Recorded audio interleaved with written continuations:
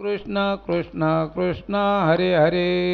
हरे राम राम राम हरे हरे. हरे कृष्ण कृष्ण कृष्ण हरे हरे. हरे राम राम राम हरे हरे. हरे कृष्ण कृष्ण कृष्ण हरे हरे. हरे राम राम राम हरे हरे. श्री पुण्यभूमी पवित्र तेथे नांदतो ज्ञानराजा सुपात्र. तया ठविता महापुण्य राशी. नमस्कार माझा श्री सद्गुरू ज्ञानेश्वरासी. वक्रतुंड महाकाय सूर्यकोटी समप्रभ. निर्विघ्नं कुरु देव सर्वकार्येषु सर्वदा. हॅलो, प्रेरणा म्हणजे शिवदत्त जे मंडळ आहे यांच्या वतीने मला हरिपाठाची संधी मिळालेली आहे. तरी मी 17वा हरिपाठातील अभंग आहे माऊलीचा. नामस्मरणाने अमरता मिळते. सर्वमंगल मांगल्ये शिवे सर्वार्थ साधिके. शरण्ये त्र्यंबके गौरी नारायणी नमोस्तुते. लोकाभिरामं रणरंगधीरं राजीवनेत्रं श्रीनाथं. वसुदेवसुतं देवं कंसचाणूरमर्दनं. देवकी परमानंदं कृष्णं वंदे जगद्गुरुं. ज्ञानेश्वर माऊलींनी हरिपाठा अभंग लिहिलेला आहे. तरी हरिपाठाचा जो 17वा अभंग आहे ते माझ्या म्हणजे प्रवचनाच्या वाट्याला आलेला आहे. तर माऊलीने ज्ञानेश्वरी लिहिली, परत चांगदेव 65 लिहिली आणि आपल्या साधारण म्हणजे सुरुवातीला जे माणूस प्रवेश करतो ना परमार्थामध्ये त्यांच्यासाठी हा परमार्थ म्हणजे हरिपाठ लिहिलेला आहे. तर ते हरिपाठ कीर्ती मुखे जरी गाय पवित्रेचे होय देह त्याचा. हरिपाठ मुखाने जरी गायला किंवा हरिनाम गायलं तरी दोन्ही पण एकच आहे, पण ते गायलं तर ते हरिपाठ त्याचा देह पवित्र होतो. तर असे कितीक म्हणजे नामस्मरणाने कितीक लोकांचे देह पवित्र झालेले आहेत. तुम्ही बघून घ्या. उंच नीच काय नेने भगवंत तिष्ठे भावभक्त देखोनी या. हे संपूर्ण अभंग तुम्ही तुमच्या पाठांतरी काही मंडळींच्या तर ते लक्षात येईलच. पवित्राचे होय ध्येय त्याचा. तर तसंच वाल्मिक ऋषी वाल्मिकाचे वाल्मिक ऋषी झाले. ते पहिले वाल्या कोळी होते, परंतु ते असे चोऱ्या माऱ्या करायचे किंवा असे खून करायचे आणि या डेऱ्यामध्ये एक खडा टाकायचा. असे 7 रांजण त्यांचे डेरे भरले होते. तर असंच एक रस्त्याने जाताना नारद मुनी गेले. नारद मुनींनी बघितलं ते नारायण नारायण नारायण करीत भजन करीत चालले होते. त्यावर ते वाल्मिक ऋषींनी त्यांच्यावर कुऱ्हाड उगारली. तर ते म्हणले तू मला मारतो खरं आहे, पण हे पैसे तू घरी देतो, घरचे लोक पापाचं वाटेकरी आहेत का? तो वाला मी जा विचारून ये, नंतर मग तो वाटलं तर हे कर. मग तो ते विचारून आला तर घरच्यांनी सांगितलं म्हणले तुझं पाप ती तू बघायचं, आम्ही काय त्याच्यामध्ये वाटेकरी नाहीत. तो माघारी आल्यानंतर मग नारद मुनींनी सांगितलं, म्हणले तू इथं मला माघारी येऊस तप कर, राम राम हा शब्द बोल. त्याच्या पापाचं जास्त प्रमाण झाल्यामुळे त्याला राम राम नसं येत, तो मरा मरा म्हणायचा. तो म्हणजे राम मरा मरा म्हणता म्हणता त्याला राम राम येऊ लागले. नंतर नारद मुनी 10-15 वर्षानंतर आल्यानंतर तिथं वारूळ तयार झाला. नंतर मग त्यांनी त्याला उपदेश केला वाल्मिक ऋषीला. मग वाल्मिक ऋषींचे वाल्मिक ऋषी झाले वाल्या कळ्याचे. त्यांनी रामायण लिहिले, संपूर्ण रामायण जे आहे घडलेलं ते आधी त्यांनी लिहून ठेवलं. म्हणजे असं ते तपाचं प्रभाव आहे. म्हणजे त्यांचा देह पवित्र झाला. पवित्र होय देह त्याचा. तपाचे सामर्थ्य ते भिनले आमोप चिरंजीव कल्प वैकुंठी नांदे. तसेच आपले हे मारुतीराय यांनी पण नामस्मरण केलेले, तर ते चिरंजीव राहिले. असे आणि 5-7 लोक आहेत, पण त्यांचे नाव मला आठवत नाही, पण मारुतीराय आपल्या सामने माहिती. तर त्यांच्या रामाच्या यांनी शिळा पण करल्या. तर एक दिवस असे संपूर्ण तंबूत झोपले होते रामराय मारुती सर्व. तर सगळे झोपल्यानंतर रामराय उठले आणि गेले नदीवरती. गेले ते त्यांनी राम नाम म्हणून असं दगड टाकला, तो दगड बुडला तो. तेवढ्यात ते त्यांना काय माहिती आता मारुती आलाय म्हणून, मारुती त्यांच्या मागच चालले होते. मारुतीने संपूर्ण ते पाहिलं. नंतर परत माघारी निघाले. मग ते जरा नाराज झाले, म्हणले झालं का म्हणले. म्हणले हा. अहो म्हणले तुमच्या हाताने दगड टाकलेलं कसं काय तर. आम्ही टाकला ते रामनामाच्या साह्याने श्रद्धेवानी तो दगड तरला म्हणले. असेच एकदा नदीकाठी असे भागवत कथा चालू होती. तर भागवत कथा चालू असताना असे आपली संपूर्ण मंडळी गेली तिथं कथेला गेल्यानंतर महाराजांनी संपूर्ण श्रद्धायुक्त संपूर्ण नामस्मरण कथा इथे सांगितली. लांबची एक नदीच्या पलीकडे एक म्हातारी 2 दिवस कथेला यायची, 5-6 दिवस सारखी. आल्यानंतर मग एकदा पावसाळ्यात दिवस होते, पूर आला, नदी खूप भरून चालली. मग ते कडेला होते, कथेचा जर टाइम झाला. मग ती त्या श्रद्धेने निघाली तशीच पाण्यावरून चलत आली ती इकडे कथा ऐकायला. पाण्यावरून चलत आल्यानंतर मग ते काही दिवसांनी ते गुरूंना माहीत पडलं ते महाराजांना. म्हणले कसं काय. म्हणले मी चालत येते म्हणले. म्हणले हो. म्हणले चला आमच्याकडे, तुम्हाला मी चालत नेते.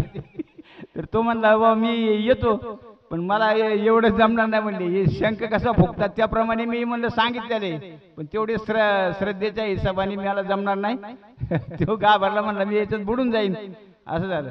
मग नंतर मग त्यांनी मला धन्य व्हायचो असं. म्हणजे असे रामनामाचा आणि हरिनामाचा एवढा प्रभाव आहे. तपाचे सामर्थ्य भिनले आम चिरंजीव कल्प वैकुंठे नांदे. तसेच आपले शंकर महाराज आणि ते हे होते ना आपला भस्मासुरांनी बरेच तप केलं, बरेच वर्ष तप केल्यानंतर मग त्यांना शंकर भगवान प्रसन्न झाले. मग प्रसन्न झाल्यानंतर मग ते शंकर भगवान म्हणले तू एक काम कर. म्हणले काय. मला दरदिवस नवीन चित्त आणून द्यायची. तर ते बाहेर जायचे आणि कोणाचे असं हातावर डोक्यावर हात ठेवला ते भस्म व्हायचे. तो माणूस भस्म झाल्यानंतर मग ते चित्ताचे शंकराला नेऊन द्यायचे. ते चित्ता म्हणजे त्यांनी तेवढं तप सामर्थ्य केलं होतं. परंतु शंकर महाराजांनीच तीच त्यांना शक्ती दिली होती सिद्धीची. ते झाल्यानंतर मग तो असं करता करता तो सर्वांना असं करू लागला. अंधार नंतर त्याची भावना फिरली. मग शंकर महाराजांच्या मागं पळाले. ते मागं पळाल्यानंतर मग ती नेवाशाला मोहिनीराजचं मोठं मंदिर आहे, त्या ठिकाणी ती घटना घडली. मग ते मोहिनीराज जे ते आले, म्हणजे विष्णूनेच रूप घेतलं मोहिनीराजाचं. आणि मग मोहिनीराजाचं रूप घेतल्यानंतर ते म्हणला बरं ठीक आहे म्हणला. भस्माला म्हणला असं कर म्हणला तू काय. म्हणला माझ्यावर नाच काम कर. मग नाच काम चाललं दोघांचं बी, भस्मासुराचं आणि मोहिनीचं नाच काम चालल्यानंतर मग नाचता नाचता मग त्यांना मी जसं नाचन तसं नाचायचं. म्हणलं बरे. मग ते मोहिनीराजांनी काय केलं, वरती डोक्यावर हात घेतला नाचता नाचता. मग ते भस्मासुराने वर डोक्यावर हात घेतला, त्याच्यामध्ये तो भस्म होऊन गेला.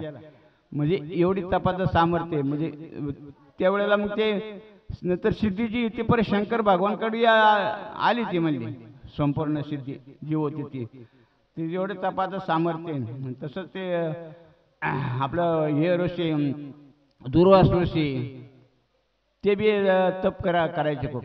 दुर्वास ऋषी यमुना नदीच्या पलीकडे होते आणि इकडे गवळणी शंकर भगवान इथे सर्व होते.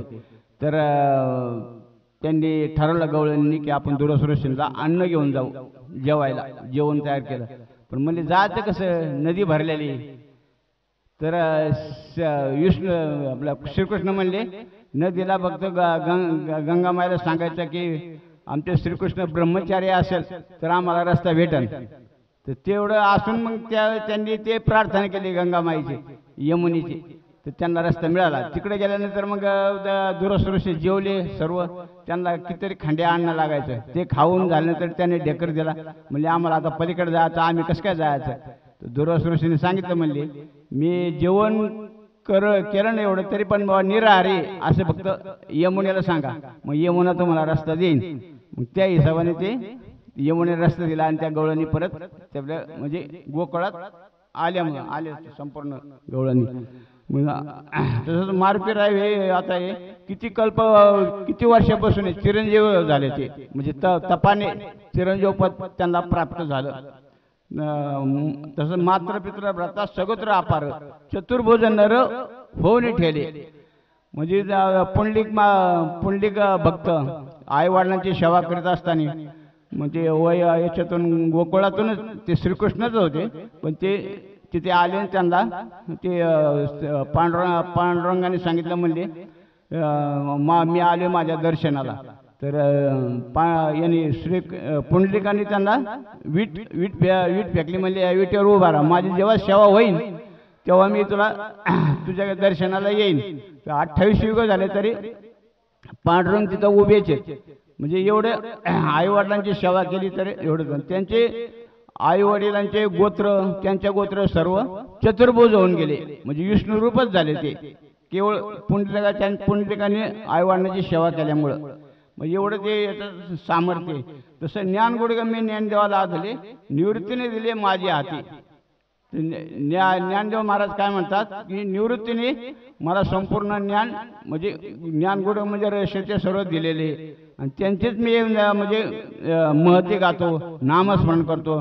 गुरूंची सेवा केली, गुरूंचे कीर्ती गायली तर ते नामस्मरण केल्यासारखंच आहे. मग ते त्यांनी ते केलं. तसं माऊलींचे बरेचसे चमत्कार आहेत, जो 7-8 चमत्कार आहेत. माऊलींनी भिंत चालवली, परत रेड्यामुखे वेद बोलविला, परत आपला सच्चिदानंद बाबा त्यांना उठवले, म्हणजे शक्ती त्यांच्यामध्ये तेवढे होते पॉवर माऊलीने. शिवाय एका स्त्रीचा पुरुष केला, म्हणजे एवढे बरेचसे. अजून पण लोक तिथं माऊलीकडं जातात. म्हणजे आता पण आळंदीवरून पंढरपुरावरून आळंदीवरून दिंड्या येतात जातात, हे संपूर्ण त्याच्याच जोरावरती येतात. म्हणजे माऊली तुकाराम महाराज यांच्या हिसाबाने. तर असं जे संतांवरती विश्वास ठेवा माणसांनी, संतांचं बोल हे खरेच होतात. असे एका गावामध्ये कीर्तन चालू होतं. कीर्तन चालू असताना संपूर्ण लोक ते कीर्तनाला जायचे, संपूर्ण कीर्तनाला लोक जायचे. सर्व काय व्हायचं, मग ते सरपंच जे कीर्तनाला जात नव्हते, पण कीर्तनाला जात नव्हते, पण त्यांच्याकडे जी लोक यायची ना ती यायची बंद झाली. मग नंतर ते सर्व लोक म्हणले सरपंच आवले भारी कार्यक्रम चालतो, चला ना कीर्तनाला. ते म्हणले नाही. बरं म्हणले येतो, पण लगेच माघारी येईन. चाल म्हणले या. नंतर कीर्तन सुरू झाल्यावर चांगल्या रंगात आल्यानंतर ते कीर्तनाला गेले. कोण? ते सरपंच. गेल्यानंतर महाराज म्हणले आले का, या. बर म्हणजे या, बसा. बसले का, बसा. बर बसले. नंतर मग उठले का, उठले. बर जायचे का, हो चाललो. मग ते निघून आले घरी. आणि मग ते सरपंच रातभर तेच भाव चाळायचे. आले का, या. बसले का, बसा. उठले का, उठा. जाता का, जा. त्यावेळेला ते संपूर्ण त्यांच्या घरामध्ये चोर शिरले.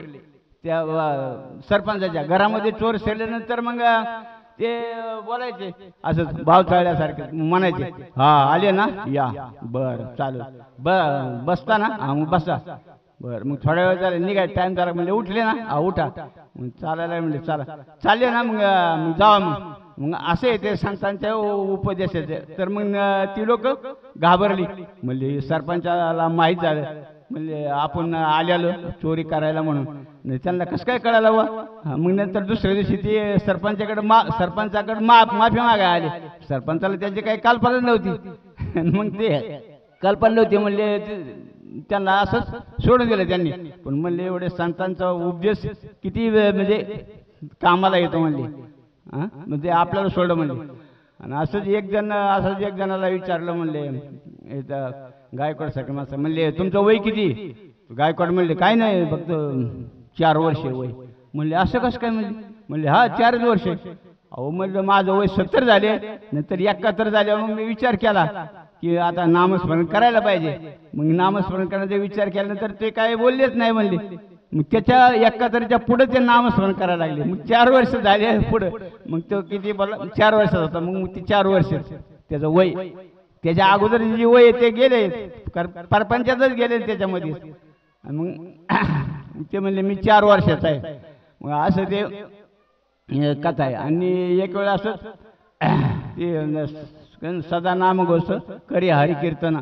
एक वेळ असंच म्हणजे डोंबाऱ्याचा खेळ चालला होता.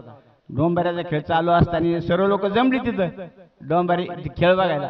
मग ते एक पोर ते छत्री घेऊन त्या तारावरून इकडून तिकडं तिकडून इकडं चालायचा. त्यांच्यातला जो मोरक्या होता ना सरपंचा याचा चोरांचा, तो म्हणला राव हे पोऱ्यालेच हुशार आहे, आपल्या चांगल्या कामाला येईन. मग ते सगळं कार्यक्रम झाल्यानंतर त्यांनी बाजूला बोलावलं. म्हणला इकडे. म्हणला काय? म्हणला तुला हे किती पगार मिळतो? नाही म्हणला दिवसाला 1 रुपया मिळतो. म्हणजे तुला आम्ही 5 रुपये देऊ म्हणले. बरं म्हणले चालेल. मग ते म्हणलं काम काय? म्हणलं तुला काय करायचं, जे काम आहे तेच करायचं. नंतर मग ते सर्व चोर सर्व त्याला घेऊन गेले. एका घरात चोरी करायला गेले, चोरी केली. नंतर दुसऱ्या घरात त्यांनी दोर बांधला आणि म्हणले या घरातून त्या घरात जायचं. म्हणजे आता चोरी करायला. तो म्हणला मी जाईन, पण म्हणला हे पाहिजे, म्हणला डफडं पाहिजे. म्हणला मला ते डफड्याशिवाय नाही तारून चालता येत. तार आल्याशिवाय मी कसं काय जाईन? म्हणला ते नाही जमणार. त्यांनी डोक्याला हात लावून मारून घेतलं. म्हणले काय केलं आपण, याला कशाला आणलं उगाच. असे ताल आणि स्वर असल्याशिवाय अंगामध्ये शक्ती निर्माण होत नाही. त्याचं म्हणजे त्याचं धैर्य असं. आणि एक वेळ असं झालं की ते म्हणजे नदीवरती खूप चिखल होता आणि तिथं बाजूला शेजारी एक वाघ होता. वाघापाशी तो कोला आला. तो वाघ म्हणला आता आपल्याला भूक लागलेली आहे, याचं आपण काम काढू. चालेल म्हणलं. तर ते वाघ आल्यानंतर मग वाघाची त्याची बातचीत झाली. म्हणला बरोबर आहे तुम्हाला खा, पण एक काम कर. म्हणला काय? म्हणला बाजी बायकोनाले झाड जोडेले. ते सुसरे ना सुसर तिचं काळीच नाही आलं, पण ते काय काम झालंच नाही. ते नदीच्या पलीकडे. म्हणला मी त्याला विचारून येतो, मग खाऊन टाक मला. चाल म्हणला.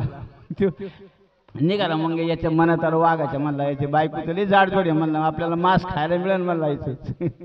तो निघाला नदीच्या पलीकडे. मग तो गाळ होता. त्या गाळातून तो कोला गेला पुढे.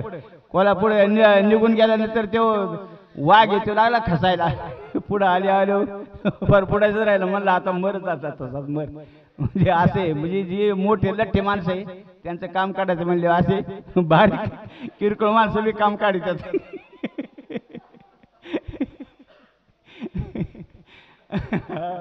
अशी स्टोरी. तर नंतर पुढे मग काय झालं, एक हे होते नदीच्या कडेला मोठं चिखलाचा घर होतं. त्या घरामध्ये ते खेकडीन राहत होते. खेकडीन राहत असताना ते तिचं पिलू आहे, त्या पिलावर ते माया करायला सुरू कर. म्हणले असा का चालतोस, वाकडा नको चलत जाऊ, जरा नीट व्यवस्थित सरळ चलत जा. म्हणला तू जर सरळ चलत असते तर मग मी बी सरळ चाललो असतो. तू का वाकडा म्हणजे स्वतः अजून परत ती पिलाला असे उपदेश देते. म्हणजे अशी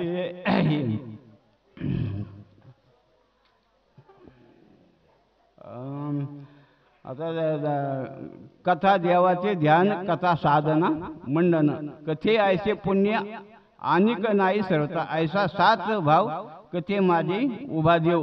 म्हणजे जिथे कथा असते ते कथे म्हणजे देव असतो तिथे. म्हणजे कथेमध्ये तुकाराम महाराजांनी असं अभंगलेलं आहे. धन्य ते शरीर सदा ज्याचा नेम, वाचे गाय राम सर्व भावे. धन्य तो भाग्याचा तरला संसार, परमार्थाचे घर नाममूर्ती. म्हणजे धन्य ते शरीर परमार्थाचे घर नाममूर्ती. करीत असे कथा कीर्तन आवडी, ब्रह्मज्ञान जोडी तया लाभे. म्हणजे कीर्तन प्रवचन जरी करतो पण त्याला त्याच्या पाठीमागं ब्रह्मज्ञान येतच येते. असे एका जनार्दन धन्य ते शरीर परमार्थ संसार एकरूप. म्हणजे तो परमार्थ करतो पण परमार्थ आणि संसार तो एकरूप करतो. म्हणजे परमार्थाचं साधन घेऊन तो परमार्थ साध्य करतो. पण आपलं उलट आहे, आपण परमार्थ करतो आणि परपंच साधाय बघतो. त्याच्यामुळे गणित चुकत आहे. म्हणजे भक्त जे ते असे होते ते संपूर्ण की ते परमार्थ करायचे, नामस्मरण करायचे, ब्रह्मज्ञान त्यांना मिळायचे आणि ते तरले पण म्हणजे कोण भक्त लोक. पण आपण जे त्याच्यामध्येच गुरफाटल्या गेलो परपंचामध्ये की देवा माझं हे काम होते, देवा माझे ते काम होते, याच्यातच आपलं चाललेलं असतं. तरी हरिपाठ कीर्ती मुखी जरी गाय, पवित्रची होय दे त्याचा. तपीचे तपाचे सामर्थ्य तपिला अमुप चिरंजीव कल्प वैकुंठी नांदे, चिरंजीव कल्प वैकुंठ नांदे, म्हणजे ते जो परमार्थ करतो तो भगवत स्वरूप होतच, परंतु इतर त्याचे जे साथीला वगैरे असतात ते पण होतात. पण जो नामस्मरण करतो, हरिपाठ कायम कंटिन्यू करतो, पण त्याला बाकी मुक्ती मिळते, इतरांना मिळते असं काय नाही. तर याच्यात ज्ञानेश्वरीमध्ये पण सांगितलं माऊलीने, सततम कीर्तयंतो नाम इथं त्याच्या नमस्ते नम कीर्तन त्याचा उपास होते, म्हणजे सतत नामस्मरण करतात ते तरुण जातात. आणि माऊली सांगतात की तद्विधी प्रातेन परिप्रश्न सेवया उपदेक्षिते ज्ञानम ज्ञानी तत्वदर्शन, म्हणजे ते ज्ञान पैगा बरवे जरी मणी आती आणावे तरी संताया बजावे सर्वशेषी, ते तर ज्ञानाचा क्रोटा सेवा करी दारवंटा तो स्वाधीन करी सोबटा वळंगणी. म्हणजे ज्या वेळेला आपल्याला जर हे पाहिजे असेल ना, म्हणजे देवाची कृपा किंवा हे ज्ञान प्राप्त करायचं असेल तर त्याला शेवटी संतांच्या शरण जावं लागतं, आणि संतांनी जे सांगितलं गुरूंनी त्या पद्धतीने चालावं लागतं. गुरु उपदेश करतो, त्या गुरु उपदेशाचं ज्ञान तो प्रसार करतो, तेच नामस्मरण समजायचं. अभंग पाठांतर केले त्याचं म्हणजे अवगुण म्हणजे सांगितलं संपूर्ण माहिती येते, तरी पण त्या नामस्मरण केल्या अखेरचे नामस्मरणाने. आता हे प्रल्हाद मी नामस्मरण करायचे, पण प्रल्हादाला जे नामस्मरण त्याचे वडील करून देत नव्हते, त्याला शाळेत टाकलं तर तो नामस्मरण करायचा. तर तो नामस्मरण नारायण नारायण करायला त्यांचे सर्व गुरुजी विद्यार्थी ते पण सर्व नारायण नारायणच म्हणायचे, म्हणजे ती संगतीचा परिणाम होतो. असंच एकदा हे झालं, एका गावामध्ये चोर शिरले, घरामध्ये चोर शिरले, ते चोरी करायचे. मग त्यांनी शासनाकडे कंप्लेंट केली, म्हणले की आमच्या घरामध्ये फार चोऱ्या होतात, मग ते पोलिसांचा बंदोबस्त पाहिजे. मग ते पोलिसांचा बंदोबस्त झाल्यानंतर रात्रीच्या टायमाला चोर आले तर ते पोलिसांनी बघितलं, मग ते मारुती देवळात जाऊन लपून बसले. मारुती जवळ जाऊन लपून बसल्यानंतर एक असाच आता काम शोधण्यासाठी तो तिथं झोपला होता. तर झोपला असताना मग ते पोलिसांनी सर्व चोराला पकडलं, आणि याला झोपलं होतं याला बी पकडलं, याला शिक्षा केली त्यांना शिक्षा केली. मग त्या याच्यामुळे त्या संगतीमुळे झालं तसं. एक जण असाच ताडाच्या झाडाखाली बसला होता, दूध पित होता. लोकांना वाटलं या ताडीच पितोय का. तर असे हित व्हावे तरी दंबदुरी ठेवा, चित्त शुद्ध सेवा देवाची, आवडी विठ्ठल गायजे एकांती, अलबे ते बी येते लाभ घरा. म्हणजे एकांतात असताना परमेश्वराचं नामस्मरण करायचं. ज्या वेळेला श्री गोकुळामध्ये गोपी कथा करायच्या ना, नामस्मरण वगैरे तर ते आनंद अश्रू त्यांच्या डोळ्यामधून यायचे. तरी समजा आता एखाद्याने विचारलं काय हो काय रडते तो, तर त्या सांगत नसे की आम्ही श्रीकृष्णाचं ध्यान करतोय म्हणून. म्हणजे एवढं म्हणजे गुप्त पद्धतीत करायचे ध्यान नामस्मरण वगैरे सर्व. त्याप्रमाणे माणसाचं चित्त जे आहे ते नामस्मरणावर पाहिजे, ते संपूर्ण ते साधने नामस्मरणाने सर्व गोष्टी म्हणजे होतात त्या. तरी नामस्मरणाशिवाय दुसरं काय, म्हणजे सुरुवातीची संगत जी आहे ते नामस्मरणाची पाहिजे. आणि त्यावेळेला साधू जे आहे ते साधू सांगतात त्याप्रमाणे ते देवाची वाट दाखवतात. आपल्या मनाने ते काय करा, मनोमार्ग गेला तो तेथे मुकला, हरिपाठी स्थिरवाला तो चिदंडे. माऊलींनी हरिपाठामध्ये लिहून ठेवले तसं. त्यासाठी मनाचं जे आहे ते काही माणसांनी करू नये, जे सांगितलं त्या प्रमाणेच चालणे. संतांनी सज्जन लोकांनी जे आपल्याला ज्ञान दिले त्यांनी त्याचा अनुभव घेऊनच दिलेला असतो, त्याप्रमाणे चालायचं आणि नामस्मरण करायचे. पुढं हरिपाठ, पुढं ज्ञानेश्वरीच्या ओव्या पाठ करणं. तरी आता प्रल्हाद वगैरे तरी माऊलीने लिहून ठेवली, पै प्रेमाळाची वार्ता जे अनुवाद ती पांडुस होता ते मानू आम्ही परमदेवता. हरिपा याच्यामध्ये काकड्यात पण लिहून ठेवले, घेता सज्जनांचे नावे नेगे माझी वाचा तुटी महालाभ सुखासाठी. तुका म्हणे पापे जाती संतांची या जपे, म्हणजे संतांचं जप केलं पाहिजे असे. ते तीर्थ ते क्षेत्र जगी तेची पवित्र, भक्ती कथेसे मैत्र जया पुरुषा. म्हणजे ज्याला जे कथा आवडते किंवा त्याच्याविषयी प्रेम आहे तेच त्याचं तीर्थ आहे, तेच ते क्षेत्र आहे, हे माणसाने गृहीत करायचं. मग उगत नाही एखादा चालला हा चालू सप्त्याला, अरे पण सप्त्याला चालला पण काय आहे तिथं नामस्मरण करतो हे, पण स्वतःलाच नाही जायचं दुसऱ्याला जातो त्याला आडो याचं, हे चुकीचं आहे. तुका म्हणे बाण हाची निर्वाणीचा, करावे वाचा वासनेची. आवडी विठ्ठल गायची एकांती, अलभे तेल येते लाभ घरा. आणि का अंतरी न द्याय वसती, करावे शांती वासनेची. म्हणजे त्यांनी सांगितलं अनेक लोकांची कोणाची भक्ती करायची नाही, एक देव पकडला तो एकच देवाची भक्ती करा, पांडुरंगाची. आता नामदेव महाराज ते पांडुरंगाचीच भक्ती करायचे. पंढरपुरामध्ये काय तर एकदा ज्ञानदेव नामदेवाकडे गेले पंढरपूरला, म्हणले चला आपल्याला यात्रेला जायचे. नाही बा म्हणला मी नाही येत. मग ते पांडुरंग म्हणले नामा तसं नको बोलू का, म्हणला त्यांच्याबरोबर जा यात्रेला, ते आलेच ना ज्ञानदेव तुला न्यायला, मग जा. मग ते यात्रेला गेले. मग संपूर्ण पंजाब इकडे तिकडे संपूर्ण फिरून आल्यानंतर ते पांडुरंगाचं नामदेवाचं बोलणं झाले. म्हणजे नामदेव कसं काय झाले यात्रा, म्हणजे रे यात्रा चांगली झाली, पण म्हणले मी पायात नव्हतं पडत कोणाच्याच का, म्हणजे ज्याच्या कमरेवर हात नाही, हात ठेवलेला नाही काय नाही, तो देव मला आवडतच नाही, तुमच्याशिवाय मला कोणाचाच आधार नाही, असे नामदेव पांडुरंगाला बोलले. तर ज्ञानदेवाला त्यांची संगत घ्यायची होती. एकदा असंच एकदा हे झालं काय, ते गेल्यानंतर मग आता योगी होते ना ज्ञानदेव महाराज, योगी असताना त्यांना दोघांना बी तहान लागल्यानंतर मग म्हणजे पाणीचं प्यायचं पण कसं काय आता. मग ते योगाच्या साधनेने माऊली विहिरीमध्ये गेले आणि पाणी पिऊन आले. मग त्यावेळेला नामदेव म्हणले तू पाणी पिऊन आला, मी राहिलो ना तसंच. मग नामदेव म्हणले तसं नाही, म्हणले मी पांडुरंगाची प्रार्थना करतो. मग पांडुरंगाची प्रार्थना केली, नामदेवाने संपूर्ण विहीर पाण्याने वर तुंबून भरून आली आणि नंतर मग ते पाणी प्याले म्हणले. असं म्हणजे नामदेवाची शक्ती खूप आपट होती. त्यांनी देवाला नैवेद्य दाखवला. एकदा त्यांचे वडील बाहेर गावी गेले नामदेवांचे, गेल्यानंतर म्हणजे नामा म्हणजे काय, म्हणजे तू देवाला नैवेद्य वगैरे घेऊन जात जा, खीर येते दूध. मग ते गेल्यानंतर मग नामदेव गेले दूध नैवेद्य घेऊन. त्यावेळेला नामदेव काय गेल्यानंतर मग पांडुरंगाला म्हणले तू आमच्या वडिलांच्या हातून खातो, माझ्या हातून का नाही खात, मग मी इथं जीव देईन डोकं फोडून. तेवढं मग पांडुरंग काय प्रगट झाले, त्यांनी ते खाल्ली नैवेद्य वगैरे संपूर्ण खाल्ला. म्हणजे ही ख्याती आहे नामदेवा हाती हाय नैवेद्य, म्हणजे असं हे याचे एवढी भक्ती त्यांची आपट होती. तर नामदेवाच्या घरी 14 जण टाळकरी होते.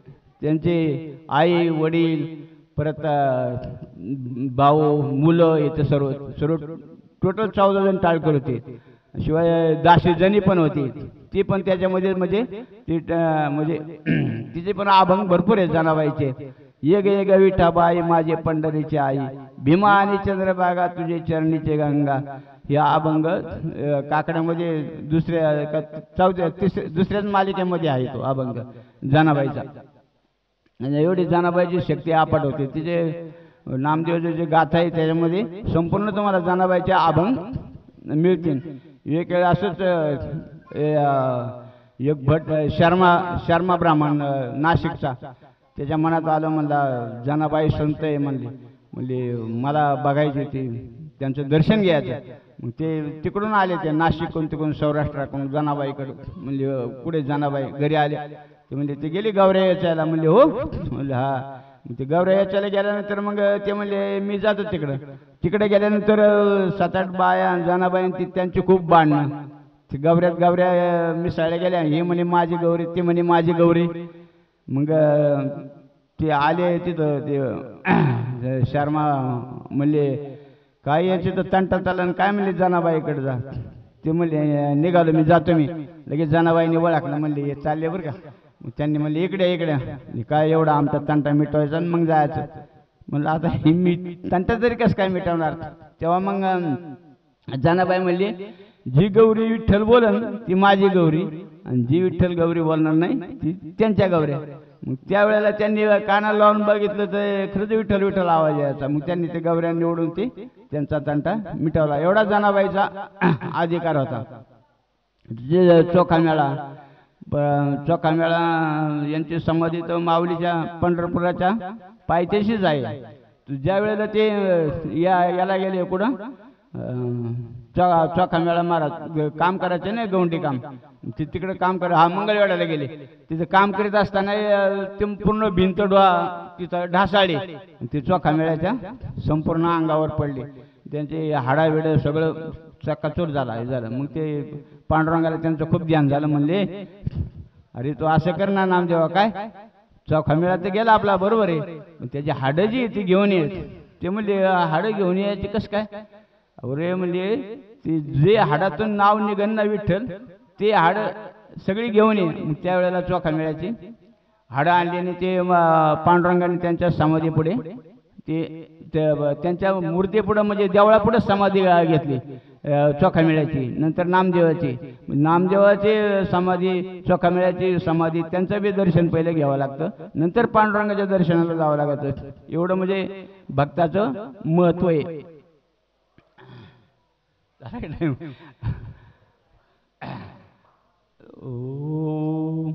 गोपाला गोपाला देवकी नंदन गोपाला गोपाला गोपाला देवकी नंदन गोपाला गोपाला गोपाला देवकी नंदन गोपाला गोपाला गोपाला देवकी नंदन गोपाला गोपाला देवकी नंदन गोपाला गोपाला गोपाला देवकी नंदन गोपाला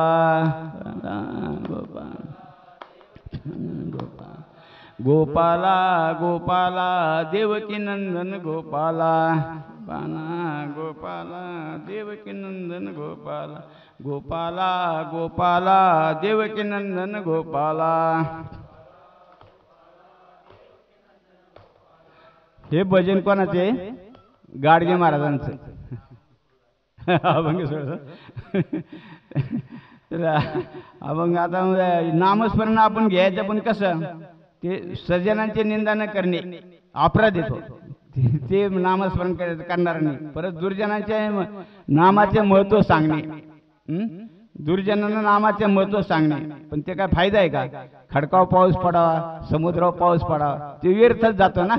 तसे ते कुठाने करीत नाही जायचं.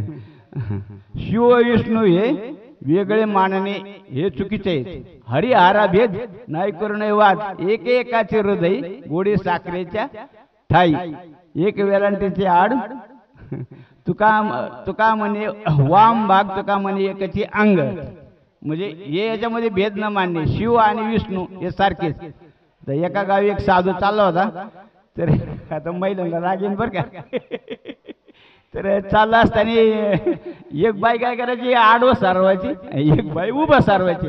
म्हणजे असं कसं काय. मी विष्णूचे बघते आणि ही जी शिवाची बघते असं आहे. परत वेद शास्त्री आणि सद्गुरू यांच्या सांगण्यावर विश्वास नसणे हे एक चुकीचे आहे. आणि वेद शास्त्र आणि सद्गुरू यांच्या सांगण्यावर विश्वास नसणे नामाने भगवंत भेटतात इत्यादी वाक्ये केवळ स्तुती करणारे आहेत असे मानणे म्हणजे उलट म्हणजे संशय नाही खाणे. नामस्मरण हे घ्यायलाच पाहिजे. आपण नाम घेतो म्हणून त्या ज्वरावर शास्त्रविरुद्ध वर्तन करणे हे बी एक गलतच आहे. काय पाप करायचे आणि नामस्मरण घ्यायचं. मग नामस्मरण घेऊन पाप पुण्य मिळतं ना ते पण त्याचा हिसाब नसतो. देवापाशी तिथे गेल्यावरती असा हिसाब असतो की पाप एका बाजूला पुण्य एका बाजूला. ते लगेच वजाबाकी करत नाहीत. त्याप्रमाणे त्याला पुढचा देव मिळतो.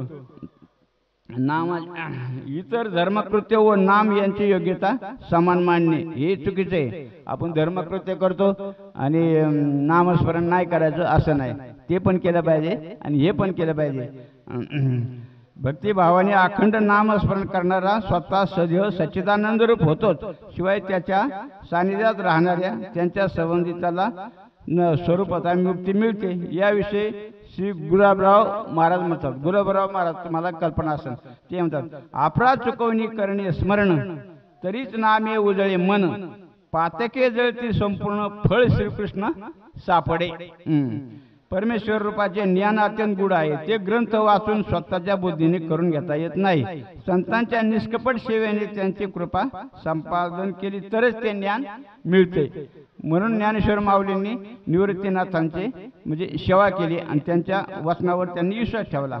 तसे ज्ञान तरी शुद्ध परी ही असे प्रवृद्ध म्हणून ते आगाध होऊनी ठेले. ज्ञान जरी शुद्ध असले तरी काम क्रोध आदी विकारांनी ते पक्के जखडून ठेवलेले असल्याने गूढ झाले आहे. शब्द ज्ञान शास्त्रातून सांगितले असले तरी वृत्तीने त्याचा अनुभव शास्त्रे करून देत शकत नाही. ते केवळ श्री गुरु कृपेनेच मिळवला पाहिजे. म्हणूनच माऊली म्हणतात की हे गूढ ज्ञान माझ्या सद्गुरूंनी श्रीनाथांनी माझ्या हाती दिले म्हणून मी आज त्याचा अनुभव घेत आहे. आता काम क्रोध आदी लोक याच्यामध्ये सत्वगुण जरी असलं पण त्याच्यामध्ये काम क्रोध लोभ त्याच्यामध्ये असतातच, परंतु ते त्यांचा विचार न करता येणे सत्वगुणाचा विचार करणे हे ज्ञान जे ज्ञान हे ज्ञानाच्या भोवती त्याचं संपूर्ण आवरण असतं. आता जसं महिलांच्या गर्भामध्ये बाळ असतं, बाळ असतं पण त्याच्यामध्ये त्याच्या वेष्टन दुसरं असतंच ना, असं ज्ञानेश्वर माऊलींनी ओळीमध्ये पण सांगितलं. मग ती ओळी काय लक्ष देत नाही. पण असं हे जे ज्ञान आहे हे ज्ञान हे सगळे यांनी काम क्रोधादी वाईट गुणांनी म्हणजे आवरण केलेले. त्याला ते पुढे जाऊन देत नाही गुणांना. आपली बघा ना माणसं एखादा लय हुशार असला त्याला पुढे जायचं म्हणलं जरा थोडं हटकाटच करतात. दुसरे असे कुठाळी लोक असतात ना, अंग ते पद्धती म्हणजे त्यासाठी श्रीगुरूंचं सेवा करणे, श्रीगुरूंच्या वचनावर ध्यान ठेवणे हे महत्वाचं आहे. आता भगवद्गीता श्रीकृष्णांनी अर्जुनाला भगवद्गीता सांगितली त्यावेळेला जे वरती जे होतं म्हणजे झेंडा वरती त्या रथावरती शंकर भगवानच होते. त्यावेळेला ध्वजस्तंभावरी वानरू मूर्तिमंत शंकरू सारथी सारंगरू अर्जुनीचा. म्हणजे ध्वजस्तंभावर जे वानर होते ते 11 रुद्र शंकराचा अवतार होता. आणि सारथी कोण? सारंगधरू म्हणजे श्रीकृष्ण हे सारथी होते. म्हणजे एवढं म्हणजे तेवढं तैसे मदहृदय सद्गुरु जेने तारला संसारपूर म्हणून अत्यादरी विशेष विवेकावरी. चंद्र तेथे चंद्रिका शंभू तेथे अंबिका संत तिथे विवेका असे चिन्ह. ज्या वेळेला संत लोक असतात तिथे विवेक असणारच, कारण चंद्र तेथे चंद्रिका म्हणजे जिथे चंद्र आहे तिथं चांदणं असतातच. संत तिथे विवेक असणार आणि शंभू तिथे अंबिका म्हणजे शंकर भगवान आहे तिथे अंबिका देवी असते पार्वती माता. माऊलीने 18व्या अध्यायामध्ये सांगितलेले संपूर्ण आहे. तर माणसांनी संपूर्ण म्हणजे ज्ञानेश्वरीवरती हरिपाठावरती याच्यावर लक्ष ठेवून त्याचं बारीक चिंतन करणे आणि अभंग पाठ करणे. तर ज्ञानेश्वर महाराजांनी हरिपाठ लिहून ठेवला. तर ते आपण अभंग पाठ कसे करायचे? अभंग जर आपण सुरुवातीला ज्ञानेश्वरीचे म्हणजे हरिपाठाची आवृत्ती चालू केली शेवटपर्यंत वाचतो. तर तसं वाचायचं एकदा, परंतु अभंग जर पाठ करायचा असला तर एकच कडवं पाठ करायचं. एक कडवं पाठ केल्यानंतर तो अभंग पाठ करायचा, त्याच्यानंतर पुढचा अभंग पाठ करायचा, नंतर परत मागचा अभंग उजाळून घ्यायचा, मग त्याच्या पुढचा. असं एक अभंग पाठ केला तरच हरिपाठ पाठ होतो. नाही तर ते हरिपाठ तसा वाचून वाचून पाठ होणं मुश्किल आहे. ते चिंतन केलं पाहिजे सारखं हरिपाठाचं. झाली चला. रामकृष्ण हरी जय रामकृष्ण हरी.